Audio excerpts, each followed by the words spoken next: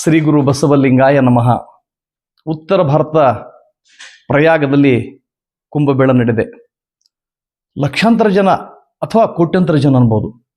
ಎಲ್ಲಿದ್ದರೋ ಗೊತ್ತಿಲ್ಲ, ಎಲ್ಲಿದ್ದರೋ ಎಂತಿದ್ದರೋ ಹೇಗಿದ್ದರೋ ಒಮ್ಮೆ ಸಾಗರದ ರೀತಿಯಲ್ಲಿ ಅಲ್ಲಿ ಸಾಧುರು, ಸಂತರು, ಮಹಾರಾಜರು, ಪುರುಷರು, ಋಷಿಮುನಿಗಳು ಛೇ ಛೇ ಛೇ ಛೇ ಛೇ ಎದ್ದು ಬಂದ್ಬಿಟ್ರು. ಇವರು ಎದ್ದು ಗಳಿಗೆಗೆ ಇಡೀ ಭಾರತ ಅಲ್ಲ, ಇಡೀ ವಿಶ್ವನೇ ಕಂಪಿಸಿ ಬಿಡ್ತು ಒಂದು ರೀತಿಯೊಳಗಡೆ. ಈ ಉತ್ತರ ಭಾರತದಲ್ಲಿ ನಡೀತಕ್ಕಂಥ ಈ ಪ್ರಯಾಗದ ಕುಂಭಮೇಳದಲ್ಲಿ ಈ ದೇಶವಿಖ್ಯಾತದ ಎಲ್ಲ ದೃಶ್ಯ ಮಾಧ್ಯಮಗಳು ಇವನ್ನ ಕ್ಯಾಮರಾ ಹಿಡಿದು ಹೇಳಿದ್ದು ಒಂದು ರೀತಿಯೊಳಗಡೆ ನಮ್ಮ ಭಾರತದ ಮಾಧ್ಯಮಗಳಂತೂ ಸಹಿ ಅವಂತರ ಬ್ರಹ್ಮರಿದ್ದಂಗೆ. ಆ ಬ್ರಹ್ಮ ಬರೆದದ್ದು ಹೆಣೆಯಲ್ಲಿ ಬರೆದದ್ದೆಲ್ಲ ಸತ್ಯಂತೆ. ಹಾಗೆ ಇವತ್ತು ಈ ದೃಶ್ಯ ಮಾಧ್ಯಮಗಳು ಬರೆದು ಸತ್ಯನೇ ಒಪ್ಪಿಕೊಳ್ಳಲೇಬೇಕು. ಒಪ್ಪಿಕೊಳ್ಳಲಿಕ್ಕೆ ಆಗ್ತದಾ? ಭಾರತ ನಾವು ದೈವಾಂಶ ಸಂಭೂತರು, ದೇವರಿಂದ ಸೀದಾ ಡೈರೆಕ್ಟ್ ಆಗಿ ಹುಟ್ಟಿದವರು. ಇಂಡೈರೆಕ್ಟ್ ಪ್ರಶ್ನೆನೇ ಇಲ್ಲ ನಮ್ಮಲ್ಲಿ ಭಾರತೀಯರಿಗೆ. ತಪಶಕ್ತಿಗೆ ಬೆಕ್ಕದ್ದು ಮಾಡ್ಬೋದ್ರಿ ನಾವೆಲ್ಲರೂ. ಏನ್ ದೊಡ್ಡ ಮಾತು ತಪಸ್ಸಿಗೆ ಆಗ್ಲಾರ್ದಂಥದ್ದು ಯಾವುದಿದೆ ನೋಡಿ. ಎಂತ ಆಶ್ಚರ್ಯ ನಮ್ದಂದೆ. ಈ ಕುಂಭಮೇಳದಲ್ಲಿ ಅಘೋರಿಗಳು ಇದ್ರು. ಈ ಅಘೋರಿಗಳು ಅವತಾರಗಳು ನೋಡ್ಬೇಕು ನೀವು ಒಬ್ಬೊಬ್ಬರದು. ಛೇ ಛೇ ಛೇ ಛೇ ಛೇ ಛೇ ಮೈ ತುಂಬಾ ವಿಭೂತಿ ಧರಿಸಿದ್ರು ಅವರು. ವಿಭೂತಿ ಅನ್ಬೇಕು, ಅದಕ್ಕೆ ವಿಭೂತಿ ಅನ್ಲಿಕ್ಕೆ ಸಾಧ್ಯನಿಲ್ಲ. ವಿಭೂತಿ ಧರಿಸಿದ್ರು. ಆಮೇಲೆ ಅವ್ರು ಮಂತ್ರ ಪುರುಷರಾಗಿದ್ರು. ಅವರು ಮೈ ತುಂಬ ರುದ್ರಾಕ್ಷಿಗಳು. ಎಲ್ಲೋ ಕೆಲವು ಜನ ಬೆತ್ತಲೆ ಅವರು ತಮ್ಮ ಶಿಷ್ಣಗಳಿಗೆ ಏನೇನು ಕಟ್ಕೊಂಡಿದ್ರು. ನೀವು ದೊಡ್ಡ ಸಾಹಸರಿ, ಇದು ಸಾಧ್ಯನ ಇದೆಲ್ಲ? ಜಡೆಗಟ್ಟಿ ಬಿಟ್ಟಿತ್ತೆಲ್ಲ ಕೆಲವ್ರದು. ಮುಖ ಅಕ್ರಾಳ ವಿಕರಾಳಾಗಿತ್ತು. ಕೆಲವರು ಹಣೆಯಿಂದ ಶಿವನ ಮೂರನೇ ಕಣ್ಣು ಕೂಡ ತೆಗೆದಿದ್ರು. ಬಹುಶಃ ಇದನ್ನು ಯಾರನ್ನಾದ್ರೂ ಪ್ರಶ್ನೆ ಮಾಡಿದ್ರೆ ಅವ್ರನ್ನ ಅಲ್ಲೇ ಸುಟ್ಟು ಬಿಡ್ತಿದ್ರು. ಈ ಕುಂಭಮೇಳ ಎಂತ ಅದ್ದೂರಿಯಾಗಿ ನಡೀತಾ ಇದೆ ಗೊತ್ತಾ? ದೃಶ್ಯ ಮಾಧ್ಯಮಗಳು ಕ್ಷಣದ ವರದಿಯನ್ನು ನೀಡ್ತಾ ಇದ್ದೇವೆ. ಇದರಿಂದ ವಿದೇಶದಲ್ಲೇ ಬೆಕ್ಕಸ ಬೆರಗಾಗಿಬಿಟ್ಟಿದ್ದಾರೆ. ಏನ್ರಿ ಭಾರತ, ಹಬ್ಬ ಎಂತ ಕೀರ್ತಿ ರೀ ಭಾರತದ್ದು. ಎಲ್ಲಿದ್ರು ಇವರೆಲ್ಲ? ಎಂತ ಆಶ್ಚರ್ಯ ರೀ, ಮನುಕುಲವೇ ಆಶ್ಚರ್ಯ ಪಡ್ತಕ್ಕಂಥ ರೀತಿಯಲ್ಲಿ ಇವರೆಲ್ಲ ಬರ್ತಾ ಇದ್ದಾರಲ್ಲ. ಇದು ಎಂತ ಪರಂಪರೆ ರೀ ಭಾರತ ಅಂತ. ಒಬ್ರಿಕಿನೊಬ್ರು ಹೊಗಳದೆ. ಹಿಂಗಿದ್ದಾಗ ನಮ್ಮ ಭಾರತ ಮಾಧ್ಯಮಗಳು ಸುಮ್ಮನೆ ಬಿಡ್ತಾವ? ನಮ್ಮದು ಹಗಲ 24x7 ಆ ಕುಂಭಮೇಳದ ತೋರಿಸಿದ್ದು ನಾವೆಲ್ಲ ನೋಡಿದ್ದು. ನಾವೆಲ್ಲ ಪುಲಕಿತರಾಗಿ ಬಿಟ್ಟಿವಿ. ನಮ್ಮ ಜನ್ಮ ಸಾರ್ಥಕ ಆಗೋಯ್ತು. ಕೆಲವು ಸೋಷಿಯಲ್ ಮೀಡಿಯಾದಾಗ ಬರ್ದ್ರಿ ಈ ಸುಳ್ಳು ಅಂತ ಹೇಳಕ್ಕೆ ನಾವು ಅಲ್ಲಗಳ್ಲಿಕ್ಕೆ ಸಾಧ್ಯನೇ ಇಲ್ಲ. ಇವತ್ತಿನ ಈ ಸಂದರ್ಭದಲ್ಲಿ ದೇವಾನುದೇವತೆಗಳೇ ನಶಿಕನ ಸಂದರ್ಭದಲ್ಲಿ ಬಂದ್ರಂತವ್ರು ಅಲ್ಲೇ ಸ್ನಾನ ಮಾಡಿಬಿಟ್ರಂತ. ಕೆಲವು ಸಿನಿಮಾ ನಟಿಯರು ಛೇ ಎಂತೆಂತ ನೀರಾಗ ಮೈ ತಗೊಳಕ್ ಹಿಂದೆ ಬಂದು ನೋಡ್ತಾರ ಅವ್ರು ಬಂದು ಇಲ್ಲಿ ಇಲ್ಲಿ ಸ್ನಾನ ಮಾಡಿ ಹೋಗ್ಬಿಟ್ರು. ಇಲ್ಲಿ ಪವಿತ್ರ ಆಗಿಬಿಟ್ರು. ಇನ್ ಏನ್ ಬೇಕಾದ್ ಮಾಡ್ಬೋದು ನೋಡ್ರಿ, ಅದೇನು ತೊಂದ್ರೆ ಇಲ್ಲ ಅವ್ರಿಗೆ.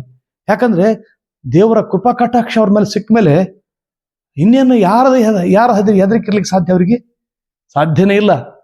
ಇದಕ್ಕೆ ನಮ್ಮ ಪ್ರಧಾನಮಂತ್ರಿಗಳು, ಅಲ್ಲಿರ್ತಕ್ಕಂಥ ಮುಖ್ಯಮಂತ್ರಿಗಳು ದೊಡ್ಡ ಸಹಕಾರ ಅವ್ರದ್ದು. ಅವ್ರ ಕಟೌಟ್ಗಳು ಹಂಗೆ ಹಾಕಿದ್ರು. ಎಲ್ಲರೂ ಅಲ್ಲಿ ನಿಂದಿರೋದು, ಸೆಲ್ಫಿ ಕ್ಲಿಕ್ ಮಾಡೋದು, ಹೋಗೋದು. ಎಂತದ್ರಿ ಇದು? ಭಾರತದ ಖ್ಯಾತಿ ವಿಶ್ವ ಮಟ್ಟದಲ್ಲಿ ಪ್ರಖ್ಯಾತಿ ಆಗಿ ಹೋಯ್ತು ಬಿಡ್ರಿ. ಏನ್ ಇದನ್ನ ವರ್ಣಿಸ್ಲಿಕ್ಕೆ ಸಾಧ್ಯನೇ ಇಲ್ಲ. ಅಕ್ಷರಗಳಲ್ಲಿ ಹಿಡಿದಿಡ್ಲಿಕ್ಕೆ ಸಾಧ್ಯ ಇಲ್ಲ. ಕಣ್ಗಳು ತುಂಬಿದ ಬಳಿಕ ನೋಡಲಿಲ್ಲ, ಕಿವಿಗಳು ತುಂಬಿದ ಬಳಿಕ ಕೇಳಲಿಲ್ಲ, ಮನ ತುಂಬಿದ ಬಳಿಕ ನೆನೆಯಲಿಲ್ಲ ಅನ್ನುವ ದೃಶ್ಯಗಳು ಇವತ್ತಿಗೂ ಹೀಗೆ ಬಹುಶಃ ಇನ್ನೂ ಒಂದು ವರ್ಷ ಇರ್ತದೆ ಏನೋ ಗೊತ್ತಿಲ್ಲ. ಇದು ಒಂದು ವರ್ಷಗಟ್ಟಲೆ ಈ ಮಾಧ್ಯಮಗಳಲ್ಲಂತೂ ಪ್ರಸಾರ ಹಾಗೆ ಆಗ್ತದೆ, ಹಾಗೆ ಅನುಮಾನಿಲ್ಲ. ಇದರಿಂದ ಭಾರತದ GDP ಕೂಡ ಹೆಚ್ಚಿಗೆ ಆಯ್ತು. ಆಮೇಲೆ ಇಲ್ಲಿ ನಮ್ದು ಕರೆನ್ಸಿ ಬಿತ್ತು. ಎಲ್ಲಿ ಬೀಳ್ತದ್ರಿ ಕರೆನ್ಸಿ? ಯಾಕೆ ಬೀಳ್ತದೆ ಕರೆನ್ಸಿ? ಅಲ್ಲೆಲ್ಲ ಸಹಸ್ರಾರು ಜನ ಅಲ್ಲಿ ಬಂದ್ರು. ಆ ಸರ್ಕಾರ ದೊಡ್ಡ ಆದಾಯ ಐತ್ರಿ. ಯಾರು ಹೇಳ್ತಾರೆ? ಇವರೆಲ್ಲ ಮೂರ್ಖರು. ಈ ಮೂರ್ಖರು ಮಾತ್ರ ಕೇಳ್ಕೊಂಡಿರ್ಲಿಕ್ಕೆ ಸಾಧ್ಯ ನಾವೆಲ್ಲರೂ. ಈ ಭಾರತ ಬೆಳವಣಿಗೆ ಆಗ್ಬೇಕೋ ಬೇಡ? ಭಾರತ ಅಭಿವೃದ್ಧಿ ಆಗೋದು, ಭಾರತ ವಿಶ್ವದ ಅಣ್ಣಾಗೋದು ನಮ್ಗೆ ಇವ್ರು ಕೆಲವ್ರಿಗೆ ಬೇಕಾಗಿಲ್ರಿ. ಬೇಕಾಗಲಾರ ಸಲ ಏನೇನೋ ಮಾತಾಡ್ತಾರಲ್ಲ, ಇಂಥವೆಲ್ಲ ನಾವು ನಂಬೋದಿಲ್ಲ ಇವ್ರ ಮಾತುಗಳನ್ನ. ಅಲ್ರಿ, ಇವತ್ತ್ಯಾಕ್ರಿ ನಮ್ಮ ದೇಶನೇ ಪವಾಡ ಪುರುಷರ ದೇಶ. ಈ ಪವಾಡ ಪುರುಷರು ಎಂತಾರಂದ್ರೆ, ನೀವು ಕೆಲವರು ಕೈ ಚಳಕ್ ಅಂತಾರೆ, ಇದು ಅವೈಜ್ಞಾನಿಕ ಕಾರಣ ಅಂತ ಹೇಳ್ತಾರೆ. ನಮ್ಮ ಪವಾಡ ಪುರುಷರಿಗೆ ಪ್ರಶ್ನೆ ಮಾಡ್ಲಿಕ್ಕೆ ವಿಜ್ಞಾನ ಯಾವ ಕಡಿದ್ರಿ? ಇವ್ ಯಾವ ವೈಚಾರಿಕತೆ? ಇವ್ರಿಗೆ ವೈಚಾರಿಕತೆ ಬರೀ ಎಲ್ಲದ ಪ್ರಶ್ನೆ ಮಾಡಿದ ವೈಚಾರಿಕತೆನಾ? ಇವ್ರಿಗೆ ಏನ್ ಗೊತ್ತ್ರಿ? ಸುಡುಗಾಡು ಏನ್ ಗೊತ್ತ್ರಿ? ಗೊತ್ತಿಲ್ಲ ಇವ್ರಿಗೆ. ಗೊತ್ತಿಲ್ಲ, ಸುಮ್ಮನೆ ಏನೇನು ಹೇಳ್ತಾರೆ ಇವರೆಲ್ಲರೂ. ಬುರುಡೆ ಬಿಡ್ತಾರೆ ಇವ್ರೆಲ್ಲರೂ. ಈ ಬುರುಡೆ ದಾಸರಿಂದ ಜನ ಹೊರಟಾರ. ಈ ಬುರುಡೆ ದಾಸರನ್ನ ಒಂದಿಲ್ಲ ಒಂದಿನ ದೇವರ ಅನುಗ್ರಹದಿಂದ ಈ ಮಂತ್ರಗಳು ಸಿದ್ಧಿಸಿ ಇವರಿಗೆ ಸರ್ವನಾಶ ಮಾಡಲೇಬೇಕಾಗಿದೆ. ಇವರು ಸರ್ವನಾಶ ಮಾಡದ ಹೊರತು ನಮ್ಮ ಭಾರತ ವಿಶ್ವದ ಹಣ್ಣಾಗ್ಲಿಕ್ಕೆ ಸಾಧ್ಯನೇ ಇಲ್ಲ. ಹಿಂದೆ ಬಾಬಾ ಅವರಿದ್ರು, ಅವರು ತಮ್ಮ ಮೂಲಕ ತಮ್ಮ ಬಂದ ಭಕ್ತರಿಗೆ ಚೈನ್ ಕೊಡ್ತಿದ್ರು, ಬಂಗಾರದ ಚೈನ ಮತ್ತು ಉಂಗುರಗಳನ್ನ ಕೊಡ್ತಿದ್ರು. ಯಾರು ಪಾಪ ಸಾಮಾನ್ಯ ಮಂದಿ ಬರ್ತಾರಲ್ಲ ಅವ್ರಿಗೆ ಭಕ್ತಿ ಬೇರೆ ಇರ್ತಲ್ಲ, ಹಾಗಾಗಿ ಅವ್ರಿಗೆ ರುದ್ರಾಕ್ಷಿ ವಿಭೂತಿ ಇತ್ಯಾದಿ ಕೊಡ್ತಾರೆ ಅವ್ರಿಗೆ. ಇದನ್ನ ಪರೀಕ್ಷೆ ಮಾಡ್ಬೇಕಲ್ರಿ. ಎಂತತ್ರಿ ಎಸ್ ನರಸಿಂಹ ಅಂತ ಬೆಂಗಳೂರು ವಿಶ್ವವಿದ್ಯಾಲಯದ ಕುಲಪತಿಗಳಾಗಿದ್ರು ಅವರು 86-87ರಾಗ ಅವ್ರನ್ನ ಪರೀಕ್ಷೆ ಮಾಡ್ತಾರಂತ. ಇವ್ರು ಎಲ್ರಿ ಎಷ್ಟ್ರಿ ಇವ್ರು ನರಮಾನವರು ದೇವಾನು ದೇವತೆಗಳಿಗೆ ಅವ್ರ ಸಂಪರ್ಕದಲ್ಲಿರ್ತಕ್ಕಂಥ ನೂರಾರು ಪವಾಡಗಳನ್ನ ಮಾಡಿರ್ತಕ್ಕಂಥ ಸಾವಿರಾರು ಭಕ್ತರನ್ನ ಹೊಂದಿರತಕ್ಕಂಥ ವ್ಯಕ್ತಿಗಳನ್ನ ಯಕಸಿತವಾಗಿ ಪರೀಕ್ಷೆ ಮಾಡ್ತಾರೆ ಇವರು. ಏನ್ರಿ ಸಂಶೋಧನೆ ಮಾಡ್ತಾರೆ ಇವರು? ಏನ್ರಿ ಪರೀಕ್ಷೆ ಮಾಡ್ತಾರೆ ಇವರು? ಇವ್ರಿಗೆ ಗೊತ್ತಿದೆ ಇಲ್ಲ ಭಾರತೀಯ ಸಂಸ್ಕೃತಿ ಅನ್ನೋದು ಎಂತ ಪರಂಪರೆ ಇದು? ಸನಾತನ ಪರಂಪರೆ, ಪುರಾತನವಾದ ಪರಂಪರೆ. ಈ ಪರಂಪರೆಯನ್ನು ಪ್ರಶ್ನೆ ಮಾಡ್ತಾರೆ ಇವರು. ಈ ಪರಂಪರೆಯನ್ನ ಪ್ರಶ್ನೆ ಮಾಡಬೇಕಾದ್ರೆ ಇವರು ಬಹುಶಃ ಇವರು ಈ ದೇಶದವರಲ್ರಿ. ಇವು ಬಹುಶಃ ಯಾರಿಗೂ ಹುಟ್ಟಿದಾಗಿರಬೇಕು. ನಮ್ಮ ದೇಶ ಇಬ್ಬಾಗ ಆಯ್ತಲ್ಲ ಪಾಕಿಸ್ತಾನ ಅಂತ, ಬಹುಶಃ ಈ ಪಾಕಿಸ್ತಾನದಿಂದ ಬಂದವರಾಗಿರ್ಬೇಕು ಇವರು, ಗೂಢಚರ್ಯಗಳಾಗಿರ್ಬೋದು, ಅಥವಾ ಇವರು ಬಹುಶಃ ಅವರಿಗೆ ಹುಟ್ಟಿದವರಾಗಿರ್ಬೋದು. ಆ ಕಾರಣಕ್ಕಾಗಿ ನಮ್ಮ ದೇಶದ ಸಂಸ್ಕೃತಿಯನ್ನ ಇವರು ಅಲ್ಲಗಡಕತ್ತಾರ. ಏನ್ರಿ ಎಂಥದ್ದಿದು? ಉತ್ತರಾಖಂಡದ ಇಲ್ಲಿ ನಡೀತಕ್ಕಂಥ ಈಗ ಕುಂಭಮೇಳದ ಪ್ರಭಾವ ಏನಾಗಿದೆ ಅಂದ್ರೆ ನಮ್ಮ ಮೂಲೆಗಳಲ್ಲಿ, ನಮ್ಮ ದೇಶದ ಮೂಲೆಗಳಲ್ಲಿ ಪವಾಡ ಪುರುಷ ಸೃಷ್ಟಿಯಾಗ್ಬಿಟ್ಟಾರ ಇವರು. ಹಿಂಗ್ ಕೈ ಹಿಡಿದ್ಬಿಟ್ರು ಸಾಕ್ರಿ, ಬೇಕಾದ ಸಿಗತೈತಿ. ಅನ್ನ ಬೇಕಾ ಕೇಳ್ರಿ, ನೀರ್ ಬೇಕಾ ಕೇಳ್ರಿ, ಗಾಳಿ ಬೇಕಾ ಕೇಳ್ರಿ, ಏನ್ ಬೇಕ್ರಿ? ಇನ್ಮೇಲೆ ನಾವು ದೇಶ ವಿದೇಶದ ಜೊತೆ ಹೋರಾಟ ಮಾಡುವಾಗ ನಮ್ಮ ಸೈನಿಕರ ಅಗತ್ಯನೇ ಇಲ್ಲ. ಈಗ ಆಲ್ರೆಡಿ ನಮ್ಮ ಸೈನಿಕರು ಬೇರೆ ಸಿದ್ಧಗೊಂಡಿದ್ದಾರೆ. ಅವರೆಲ್ಲ ಮಂತ್ರಕ್ಕೆ ಏನಾಗಲ್ಲದಿಲ್ರಿ ಹೇಳ್ರಿ. ಯಾರು ಹೇಳ್ತಾರ ಮೂರ್ಖರು ಮಂತ್ರಕ್ಕೆ ಮಾವಿನಕಾಯಿ ಉದುರೋದಿಲ್ಲ ಅಂತ. ಯಾಕೆ ಉದುರೋದಿಲ್ಲ ಮಂತ್ರಕ್ಕೆ ಮಾವಿನಕಾಯಿ? ಹಿಂದೆ ನಮ್ಮ ತೆಗೆದು ನೋಡ್ರಿ, ಭಗವದ್ಗೀತೆಯನ್ನು ತೆಗೆದು ನೋಡ್ರಿ, ರಾಮಾಯಣ ಮಹಾಭಾರತವನ್ನು ತೆಗೆದು ನೋಡ್ರಿ, ಮನುಸ್ಮೃತಿಯನ್ನೇ ನೋಡ್ರಿ. ಎಂತೆಂಥವನ್ನ ಘಟಿಸಿ ಹೋಗಿವೆ ಈ ದೇಶದಲ್ಲಿ. ಇಷ್ಟೆಲ್ಲ ಘಟಿಸಿ ಹೋದಕ್ಕೆ ಸಹಿತ ನಮ್ಮ ದೇಶವನ್ನ ಅವಹೇಳನ ಮಾಡ್ತಕ್ಕಂಥ, ನಮ್ಮ ದೇಶದ ಸಂಸ್ಕೃತಿಯನ್ನ ಬೈತಕ್ಕಂಥ ಹಕ್ಕು ಈ ಬರಹಗಾರಿಗೇನಿದೆ, ಈ ಸಾಹಿತಿಗಳಿಗೇನಿದೆ, ಈ ಹೋರಾಟಗಾರರಿಗೇನಿದೆ?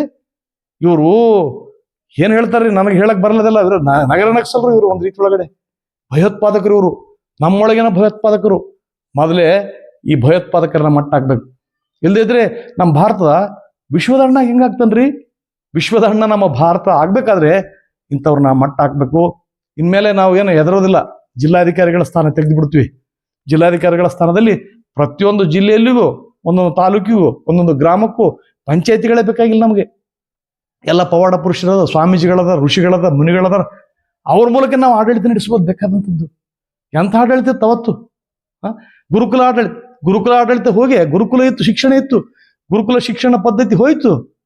ಯಾರ್ಯಾರೋ ಬಂದು ಶಾಲೆ ಕಲಿಯಕತ್ತೇವು, ಯಾರ್ಯಾರೋ ಬಂದು ಶಾಲೆ ಕಲಿತೇವೆ. ಸಂಸ್ಕೃತಿ ಗೊತ್ತಾ? ಸಂಸ್ಕೃತ ಗೊತ್ತಿಲ್ಲ, ಸಂಸ್ಕೃತಿ ಗೊತ್ತಿಲ್ಲ. ಇಂಥವ್ರಿಂದ ದೇಶ ಬಹಳ ಮುಂದುವರಿತದಂತ. ಬಹುಶಃ ಇಂಥವ್ರಿಂದ ದೇಶ ಮುಂದುವರಿಲಿಕ್ಕೆ ಸಾಧ್ಯನೇ ಇಲ್ಲ.